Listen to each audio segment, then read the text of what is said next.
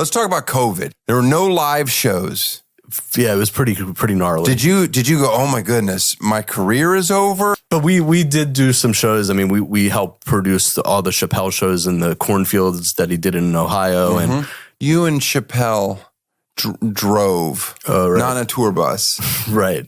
In a minivan? It was one of his first shows back. Back meaning after he kind of quit kind of the entertainment business after Comedy Central show, et cetera. Yeah, some time went by. Okay.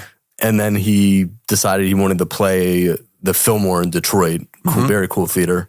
And so he was going to do that show, and then he was going to do 3 in Toronto. So I went to the show, everything went great, and then I was like, all right, I'll see you tomorrow in Toronto. My flight gets in at like 11 a.m. or whatever, you know? And he's like, whoa, I'm driving tonight.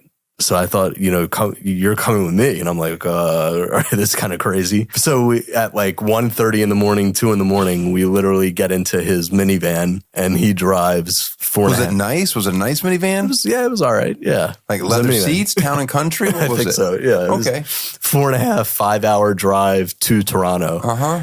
But about that last hour, it was really rough. We were both pretty exhausted. So once we got to Toronto, the shows were great shows.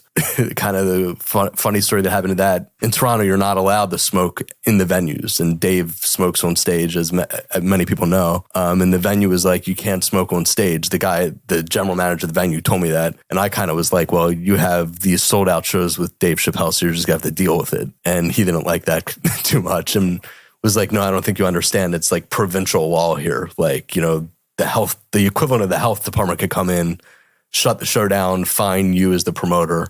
So I then realized the gravity of it all. And we kind of explained to Dave, you really can't smoke on stage. Like, it's pretty serious. Then the next morning, I get a phone call that David walked to the mayor's office asking why he couldn't smoke on stage. Did he get the mayor? He got the mayor, and the mayor was like, I'm glad you're here, but you cannot smoke on stage. So he didn't smoke on stage. Then the irony goes, a few months later, sadly, that mayor was the mayor that smoked some other things. Yeah, he's a crackhead. Yeah. And he has since passed away, which is sad. But like, no, that part is sad. Yeah, yeah. But the part about the crackhead telling the guy you can't smoke a cigarette. Yeah, the irony there is pretty. Would have Dave been allowed to smoke crack on stage? Probably no. I think everything is off. Any version. Yeah, yeah. Huh.